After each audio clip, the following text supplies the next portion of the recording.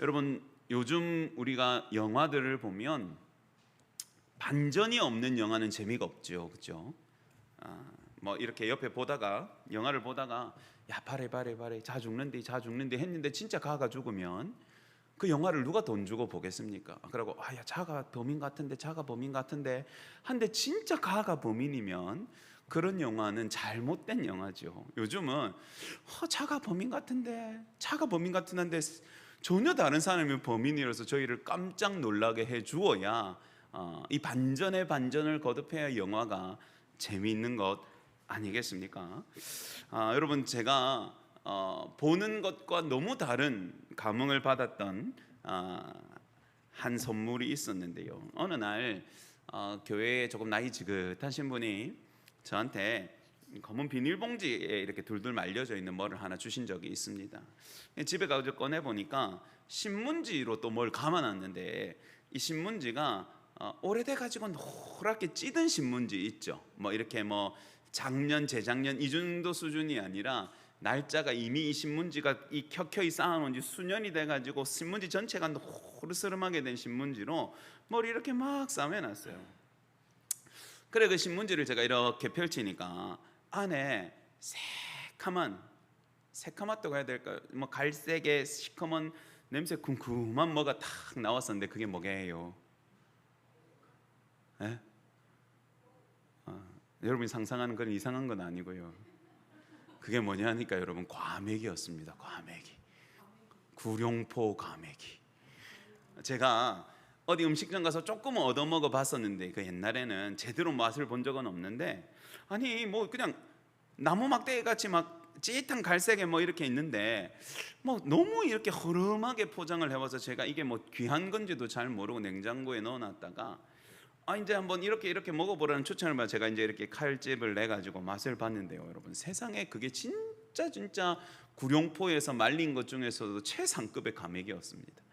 여러분, 일단은 과메기로 설명을 드리자면 일단은 그 거무튀튀한 표면을 이렇게 비추어서 반대로 이렇게 빛 가운데 움직여 보면 얼마나 기름이 잘 배어 나오는지 반들반들하게 막 은색으로 쫙 광이 납니다. 그리고 여러분, 처음에 맡으면 이게 비린내 비슷하다고 생각하지만 이게 먹다 보면 그 안에 있는 깊은 풍치와 고소함이 막 올라오고 첫 입을 깨물면 버터 같고 씹으면 이 쫄깃쫄깃한 게 마치 여러분 두터운 지포나 탱글탱글한 오징어를 먹는 것처럼 그렇고요. 끝에 가면 이 톡 쏘는 듯한 느낌이 목구멍을 팍 넘어가는데 여러분, 와 그거 별미더라고요. 생각나시죠? 네.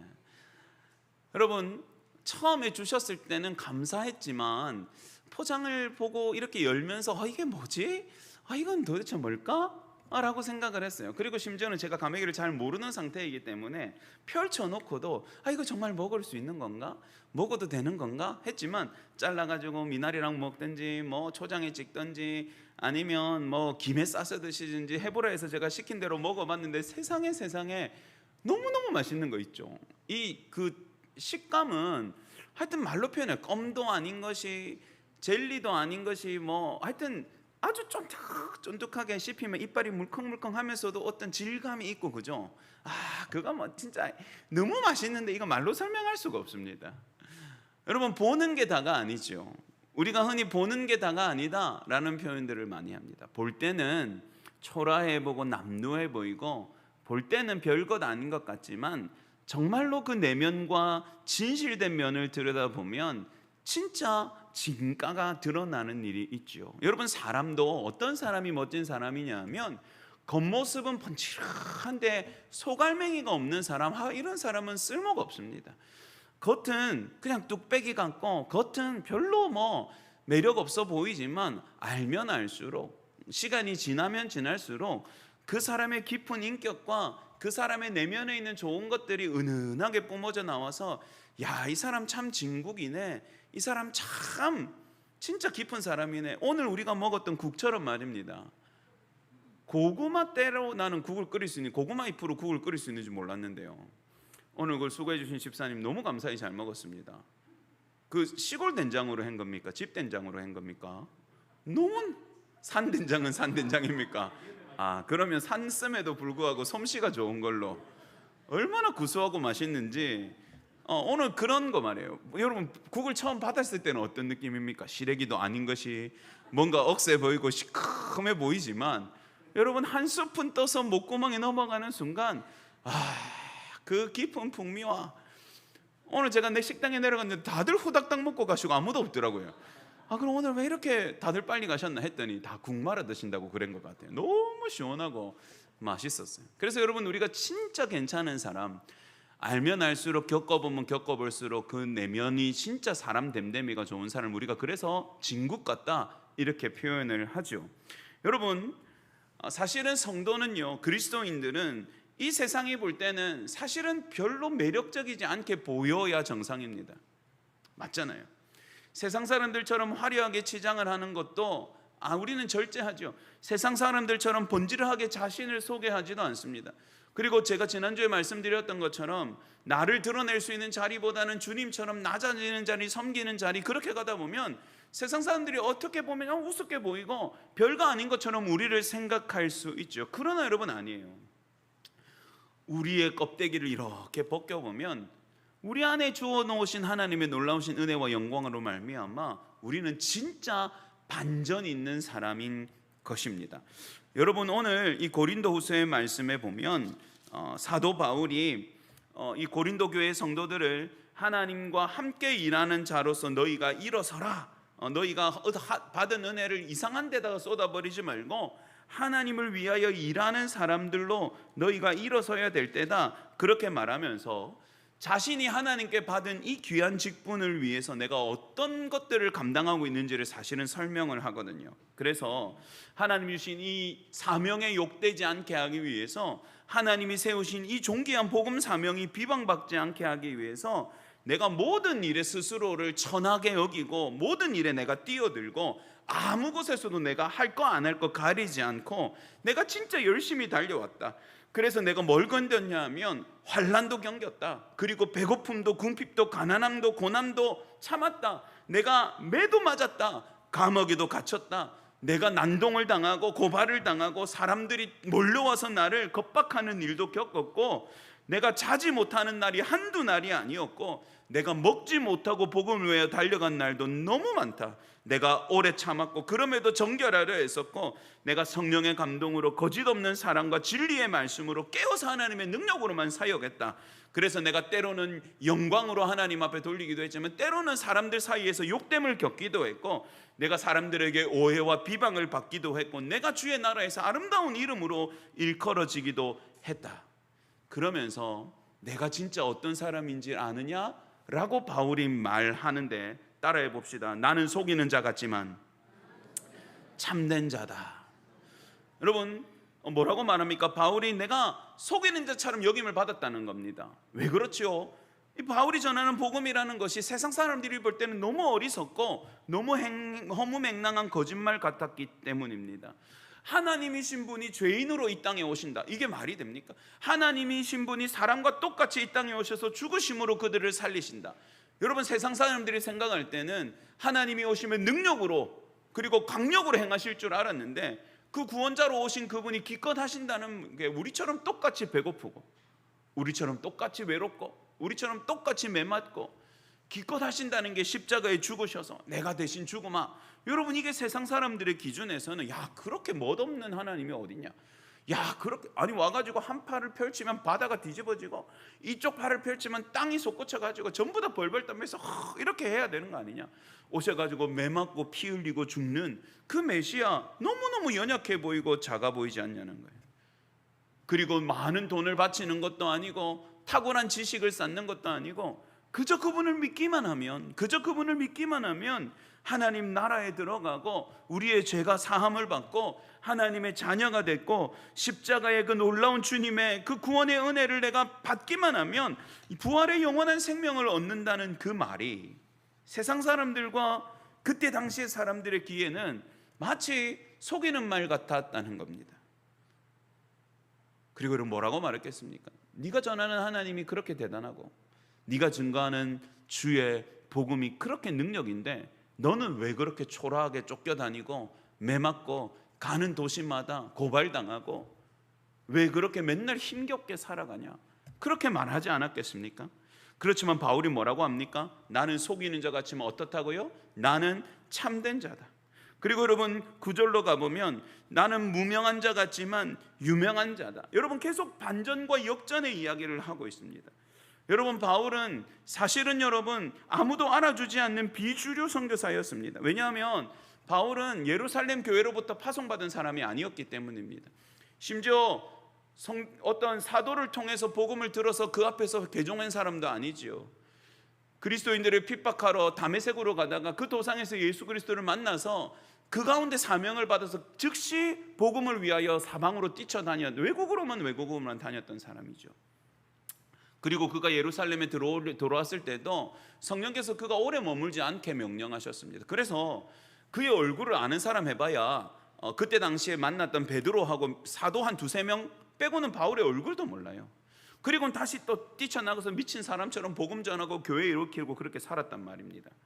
그러니 여러분 바울이라는 사람, 바울 때문에 복음을 받아서 예수 그리스도를 믿은 사람들이 총본산이라는 예루살렘으로 들어가서 내가 예수님을 믿어서 예배하러 왔노라 그렇게 말하면 예루살렘 교회에서 물어볼 거 아닙니까? 아이고 어디서 왔는데요? 저기 에베소에서 왔습니다. 아이고 거기도 교회가 있습니까? 아니 누구한테 복음을 들었습니까? 바울한테 들었습니다. 그러면 이제 이 사람들이 당하는 겁니다. 바울이 누굽니까? 사도입니다. 이상하네요. 제가 사도님들 이름을 다 아는데 바울이라는 이름은 없습니다. 여러분 사실 이 바울은 정말로 알아주지 않는 사람이었어요. 예루살렘 교회에 모여있는 사람들의 입장에서는 그저 소문으로만 옛날에 열심으로 우리를 핍박하는 자가 하나님을 증거하고 예수 그리스도를 전하는 자가 되었다 하더라 정도의 소문만 돌았지 그의 이름과 얼굴은 아는 사람이 사실은 극히 적었었습니다. 여러분 그래서 이 바울에게 복음을 들었노라고 말하는 성도들에게 많은 사람이 질문을 합니다. 내가 베드로도 알고 요한도 아는데 바울은 도대체 누구냐고. 네 제대로 들은 거 맞나? 여러분 그렇지만 바울은 여러분 자기를 알리고 싶어 하지 않았습니다. 바울이 왜 자기를 알릴 방법이 없었겠습니까? 자기의 열매들을 데리고 선교 보고하러 들어가서 거창하게 예루살렘 교회의 강단에 서가지고 내가 이 교회도 세우고 저 교회도 세우고 이 교회도 세우고 여기에 갔더니 이 놀라운 일을 통해서 이렇게 성도들이 일어나고 저렇게 일어났습니다. 왜 그렇게 알릴 수 없었겠습니까? 그러나 바울은 세상의 인정과 영광이 자기랑 전혀 상관이 없다고 생각했습니다. 불붙는 듯한 바울의 심령 안에는 갈급하고 급박한 성령의 인도하심의 부르심이 있었기 때문입니다. 얘야 빨리 마게도냐로 가라. 그곳에서 너를 부르는 자들이 있느니라. 마게도냐로 가서 복음 전하는 것이죠. 로마로 끌려가면서까지도 복음을 전하는 그 바울은 세상의 인정 따위는 아무런 상관이 없었습니다. 왜냐하면 여러분 바울은 진짜 유명하지 않는 것처럼 보였지만 지존하신 하나님이 바울을 아시고 기억하시는 은혜로운 사람이었기 때문이에요. 할렐루야. 그래서 여러분 바울은 세상 누구보다 유명한 사람인 거예요. 여러분 이사야서에 보면 오직 시온이 이르기를 여호와께서 나를 버리시며 주께서 나를 잊으셨다 하였거니와 하나님이 뭐라고 대답하시면 여인이 어찌 그 젖 먹은 자식을 잃겠느냐 내가 태어난 아들을 긍휼히 여기지 않겠느냐 그들은 혹시 잊을지라도 나는 너를 잊지 아니할 것이라 내가 너를 따라합시다 내가 너를 손바닥에 새겼다. 하나님이 그렇게 말씀하시거든요. 이스라엘이 혹시 하나님이 우리를 잊으신 건 아닙니까? 세상 속에서 우리가 유명무실해지고 잊혀져 가고 우리의 이름이 땅에 떨어지고 우리의 존재가 사라지는 것 아니니까. 근데 하나님이 뭐라고 말합니까? 어떻게 여인이 자기가 젖먹이는 아이를 잊어버릴 수 있겠냐? 그런데 만약에 그 여인이 잊어도 나는 너희를 잊지 않겠다. 내가 너의 이름을 내 손바닥에 새겼느니라. 여러분 하나님의 손바닥에 제 이름이 있고 여러분이 이름이 있는 거예요. 놀랍죠 여러분? 여러분 요 문밖만 나가도 우리 이름을 저 성호동입니다. 그게 누군데? 어쩌라고? 강호동하고 무슨 사이고? 뭐 그런 소리나 듣겠죠 여러분. 제가 이미 이 앞에 가가지고 조그마한 슈퍼마켓 가가지고 제가 부산 충무교회 목사인데요. 그래서요. 누가 우리를 알아주겠습니까? 우리가 세상에 무슨 이름을 낼 수 있겠습니까? 그런데 여러분 하나님이 내가 너의 이름을 내 손바닥에 새겼다. 내 아들아 내 딸아 내가 네 이름을 알고 내가 네 얼굴을 알고 내가 네 삶을 알고 내가 네 부르짖음을 들었노라. 할렐루야. 여러분, 그 바울의 고백에 맞죠. 여러분, 저를 보십시오. 저는 참으로 유명하지 않은 자요, 알려지지 않은 것 같지만 하늘의 주인이신 하나님의 손에 내 이름이 새겨져 있고 주께서 나를 아시니 나는 참으로 유명한 자입니다. 할렐루야. 여러분, 놀라운 반전입니다. 놀라운 반전입니다. 여러분, 계속해서 이걸 볼까요? 따라합시다. 나는 죽은 자 같지만 살아있고 징계받는 것 같지만 결코 죽임당하지는 않습니다. 여러분, 바울은 참으로 고난의 연속이었거든요. 여러분, 실제로 이런 일이 일어났습니다. 어떤 성에서는 바울이 사로잡혀가지고 주의 복음 전하는 걸로 유대인들에게 질투를 받아가지고 고발을 당합니다. 그리고 그때 당시에 태형이라는 걸 맞습니다. 최고형에서 플러스 1을 더 받아요. 그래서 나중에 이 사람이 죽었다고 평가되어서 성 밖으로 내칩니다. 아마도 숨이 잠시 멈춘 것처럼 느껴진 것 같습니다. 그래서 여러분, 사람들이 아이고, 야, 이 매를 못 견디고 죽었네. 여러분, 태형이라는 게 40대를 원래 맞는 게 아니래요. 저는 우리 아버지가 때리는 몽비만 아픈 줄 알았는데 태형은 그런 게 아니랍니다. 이만한 몽둥이로 때리면 뭐 이거 근육 파열, 뭐 골절, 뭐 혈관이 터지고, 이게 뭐 그래서 몇 대까지 보통 나라들마다 정하는 것이 그거 이상 때리면 죽을 수 있기 때문에 정하는 거랍니다. 그런데 여러분, 바울이 진짜 죽은 것처럼 여겨져서 버려졌거든요. 그런데 여러분, 그가 다시 일어나서 주의 복음을 위하여 또 전진했지 않습니까? 어떤 도시에서 여러분 돌에 맞았어요. 돌에 맞아서 거의 죽을 지경까지. 그래도 그가 끝까지 살아 있었습니다. 여러분, 그가 감옥에 갇힌 자 같고 묶인 자 같고 그는 아무것도 할 수 없는 자 같았지만 아닙니다. 여러분, 그는 옥에서도 하나님의 나라를 선포했고 갇혀 있음으로 더욱 하나님의 놀라운 일들을 이루어내는 능력의 사람인 줄 믿으시기 바랍니다. 여러분, 보이는 게 다가 아니에요. 정말로요. 특히 저와 여러분 하나님의 사람들에게는 그렇습니다. 여러분, 세상은 우리를 이해할 수 없습니다. 세상은 우리 안에 담겨져 있는 것을 결코 바라볼 수 없습니다. 세상은 우리를 에워싸고 있는 하나님의 능력을 계산할 수 없고 세상은 우리 앞서가시는 하나님의 걸음을 따라잡을 수가 없습니다. 그래서 여러분, 저와 여러분이야말로 보이는 것과 전혀 다른 사람입니다. 세상에 볼 때 우리는 아무런 힘없는 사람 같습니다. 세상에 볼 때 우리는 대단한 사람도 아니고 유명한 사람도 아니고 뭔가 대단한 것을 이룰 수 있는 사람도 아닌 것처럼 보여집니다. 그러나 아닙니다. 여러분, 우리야말로 이 땅의 유일한 소망이고 저와 여러분이야말로 이 어둠을 밝힐 수 있는 유일한 빛을 들고 있는 빛의 사람들이고 저와 여러분이야말로 아무도 찾을 수 없는 구원과 생명의 길을 가르쳐 줄 수 있는 지혜와 복음의 능력을 받은 사람들인 줄 믿으시기 바랍니다. 여러분, 우린 다른 사람들인 겁니다. 다른 사람들인 겁니다. 여러분, 왜 반전이 필요하냐고요? 우리의 눈과 우리의 생각이 세상의 어둠 가운데 계속 잠식되기 때문입니다. 세상 사람들이 와서 우리가 초라하다고 말하면 우리가 너무 초라하게 느껴지는 겁니다. 예수 안 믿지만 잘 사는 친구 집에 갔다 오면 내 인생이 너무너무 구질돼 보이고 그 전까지 진짜 어렵게 수고하고 해서 마련한 이 예쁜 집이 그때부터는 집구석이 되는 겁니다. 왜요? 갔더니 학교 다닐 때 내보다 공부도 못하고 날라리 같은 가시나가 시집만 잘 가가지고 갔더니 막 60평, 70평에 살고 막 큰 차에 막 열었더니 막 이거 저는 이름도 다 모르는 그 팔에 감고 다니는 그 가방들 보고 오니까 속이 뒤집어지고 열심히 땀 흘리고 일하고 남편이 너무너무 초라해 보이고 작아 보이고 여러분 그럴 때 그게 인간의 심리죠. 그게 인간의 심리입니다. 여러분 세상에 살면 우리가 계속 세상의 것들 가운데 부족하지 않나 라고 생각되는 거죠. 근데 여러분 아니요. 하나님의 시선으로 바라보면 저와 여러분이 얼마나 대단하고 얼마나 귀하고 얼마나 능력의 사람인지를 볼 수 있는 겁니다. 여러분 10절 한번 읽어볼까요? 10절요. 10절 다 같이 읽습니다. 시작. 근심하는 자 같으나 항상 기뻐하고. 아멘. 여러분 이렇게 말을 합니다. 세상이 볼 때는 우리는 근심하는 사람처럼 보일 겁니다. 야, 너 맨날 하나님 앞에서 고민해야 되고 또 막 많이 가지지도 못하고 늘 조심해야 되고 양심적으로 살아야 되고 그치요? 그리고 여러분 우리가 하나님 앞에 스스로를 겸손히 행하는 것이 세상 사람들이 볼 때는 굉장히 근심해 보이고 굉장히 주눅들어 보일 수도 있습니다. 자기들처럼 세상에 나가서 즐기고 기쁨을 하하호호하고 부어라 마셔라 흔들어 제껴라 그렇게 표현하지 않으니 우리가 얼마나 재미없어 보이고 우리가 얼마나 맨날 저것들은 크게 한번 웃지도 않나 이렇게 생각. 그러나 여러분 그들은 모릅니다. 우리 안에 감춰진 불꽃처럼 터져 오르는 큰 희열과 기쁨이 있다는 것을 세상 사람들은 모르죠.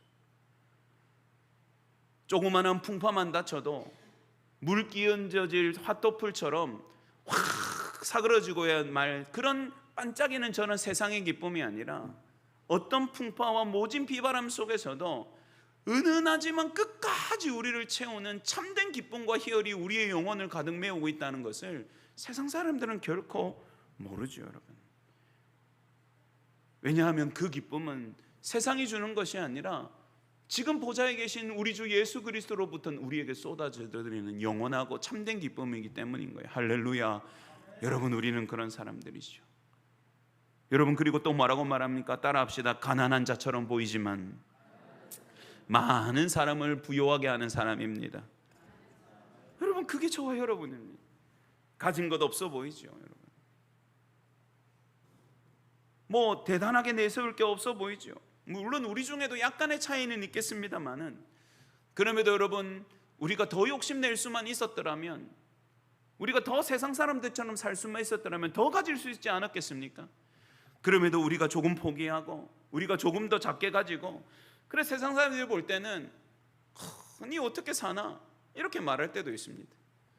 가끔 오래 예전에 사귀었던 친구들 학창 시절의 동기들은 뭐 저거가 교회를 안 다니기 때문에 목사가 어떤 존재인지 잘 모릅니다. 첫 번째 오해 하나는 이게 절주지처럼 생각을 하거든요. 그래서 교회 모든 돈은 목사 거라고 생각하는 친구들이 있습니다. 보통 이제 절의 주지는 주인이 있더라고요. 그래서 절을 소유하고 있는 경우도 있는데 저희도 그런 줄 아나 봐요. 그래서 물어봅니다. 야, 너 그 교회는 잘 되나?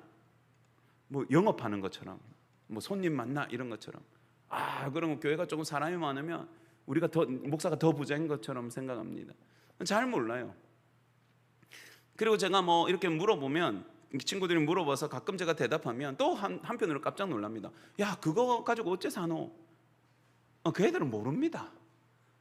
저거는 진짜 1도 몰라요.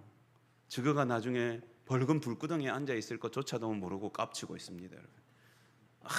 와가지고 그래서 제가 한번 농담처럼 말씀드렸죠. 뭐 이렇게 뭐 신탁 투자하고 뭐 관리하고 이렇게 하는 친구는 내고 돈이 좀 남으면 맡기면 지가 불려주겠다고 해서 제가 많이 남는다고 말했습니다. 얼마나 맡겨주냐? 내가 한 6만 원 정도 맡기겠다 했어요. 6만 원 정도 제가 맡길 테니까 열심히 불려라. 친구가 기가 찬 듯이 저를 쳐다보고 있었죠. 모릅니다, 그들은. 우리가 가지고 있는 진짜 값진 보화가 뭔지, 우리가 가지고 있는 진짜 큰 유산과 우리가 영원히 남에게 빼앗기지 않을 우리의 영원한 재산이 무엇인지를 세상 사람들은 몰라요. 왜냐하면 그건 세상의 그릇으로는 감히 담을 수 없는 하나님 나라의 찬란한 유업이고 천지에 주신 하나님의 손으로 직접 우리에게 가져다 주시는 영원한 상급이기 때문에 세상의 가치로 전환되어지지 않는 것이기 때문입니다. 여러분, 그래서 우리는 어디 가서 많이 가진 사람들 앞에 기죽을 필요 없습니다. 여러분, 우리가 지금 이걸 보이지 않을 뿐 아버지 집에는 어마어마한 세상에서는 상상할 수 없는 하나님의 기쁨과 부요함이 예정되어 있기 때문이죠. 여러분, 그렇기 때문에 우리가 가난해 보이지만 오히려 우리는 부요한 자도 할 수 없는 일을 하는 사람들입니다. 뭡니까? 생명 없는 자들에게 생명으로 참된 부요함을 주어다 줄 수 있는 복음의 사람인 것이죠, 여러분. 여러분, 바울을 보십시오. 뭐 맨날 텐트 치고 찢어진 텐트 깁고 뭐 이 교회 가가지고 뭐 밥 뿌려 먹듯이 좀 얻어먹고 우리 좀 도와주세요 해가 성교 가가지고 또 텐트 치고 팔고. 그래, 여러분, 좋은 옷 입고 회당에서 큰 소리 치던 유대인들이 볼 때는 얼마나 남루하고 비루하고 비천해 보이겠습니까? 그러나 여러분, 큰 소를 달고 많은 재물을 누리고 이리저리 휘젓고 다니는 유대인들이 회당에서 하는 일은 뭐였는 줄 아세요? 이 땅에 생명 없이 굶주린 자들이 절대로 하나님 나라 들어가지 못하도록 지가 문을 막고 같이 죽는 짓을 하고 있었죠. 그러나 여러분, 너무너무 남루하고 비참해 보이고, 여러분 바울의 손이 어땠을 거라고 생각합니까? 저는 상처투성이었을 거라고 생각합니다. 매 맞아서도 그렇겠지만 내 텐트 만들고, 여러분 손이 굳은 살과 상처투성이 아니었겠습니까? 열심히 살아온 여러분들 손처럼 말입니다. 여러분 그럼에도 바울은 억만금을 가져도 생명이 없는 자들에게 생명을 증거해 주는 사람이에요. 바울이 가는 곳마다 생명의 풍요로움이 드러나고, 바울이 밟는 땅마다 죽었던 땅이 살아나고, 바울이 들어가서 선포하는 복음의 말씀이 선포되어질 때마다 사망이 달아나고 하나님의 나라가 펼쳐진 줄 믿으시기 바랍니다. 할렐루야.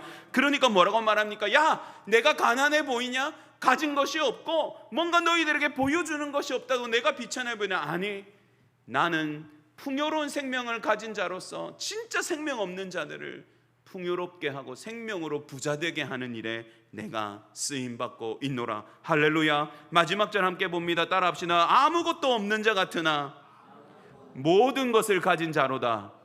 할렐루야. 여러분, 이게 저와 여러분 그리스도인들의 정체이지요. 깜짝 놀랄 겁니다, 여러분. 이걸 아는 날이 오면, 그 주님이 오시는 그날이 되면 여러분 곁에 끝까지 여러분을 믿지 않았던 사람들이 깜짝 놀라는 순간이 올 거예요.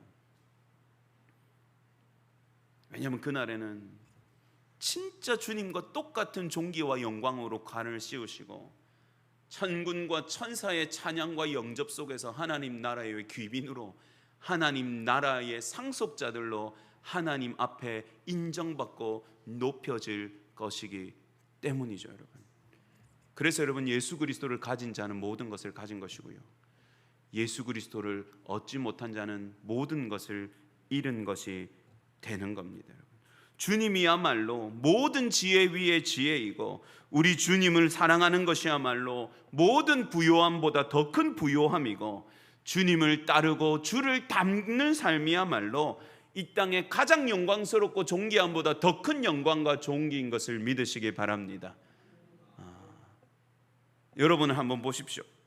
여러분의 손이나 발이나 여러분의 옷이나, 사실 여러분 우리 중에 사실은 뭐 대단하게 꾸미는 사람이 누가 있습니까? 제 눈에는 여러분이 다 예뻐 보입니다만은, 우리 중에 뭐 대단한 옷가지와 사람들이 부러워할 만한 뭐 이런 거 걸친 사람 누가 있습니까?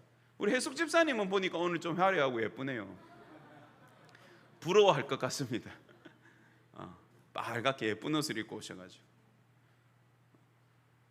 여러분, 우리의 인생도 살펴보십시오. 나름 열심히 살지만 세상 사람들이 부러워할 만한 높은 자리와 높은 권세와 명예와 많은 부, 우리 없지 않습니까, 여러분? 그렇지만 여러분, 하나님이 우리를 절대 남루하다, 비천하다, 보잘것없다 여기시지 않습니다, 여러분. 하나님 나라에서는 저와 여러분이 주인공이에요. 할렐루야. 하나님 나라에서는 저와 여러분이 주인공입니다. 누가 뭐라고 해도, 예쁜 걸그룹도 아니고 예쁜 배우들도 아니고, 하나님 나라에서는 저와 여러분이 주인공입니다. 하나님의 서치라이트, 하나님이 비추시는 조명은 세상에 대단한 업적을 이룬 사람들을 향하고 있지 않고, 숨죽이듯이 살지만 그래도 하나님의 자녀답게 살려고 몸부림치는 저와 여러분의 인생을 비추고 계시는 줄 믿으시기 바랍니다. 여러분, 그래서 우리는 반전의 사람입니다. 누가 뭐라고 하든 우리야말로 하나님의 손에 기억되는 유명한 자요, 우리야말로 세상에 그 무엇보다 많은 것을 가진 부요한 자요, 우리야말로 생명을 나누어 줄 수 있는 영광스러운 자고, 우리야말로 세상의 어떤 시련과 고난 가운데도 기뻐할 수 있는 자고, 우리야말로 모든 것을 가졌기에 하나님의 나라를 밟고 살아갈 수 있는 영광스럽고 존귀스러운 사람인 줄 믿으시기 바랍니다. 여러분, 이게 저와 여러분의 정체성이죠.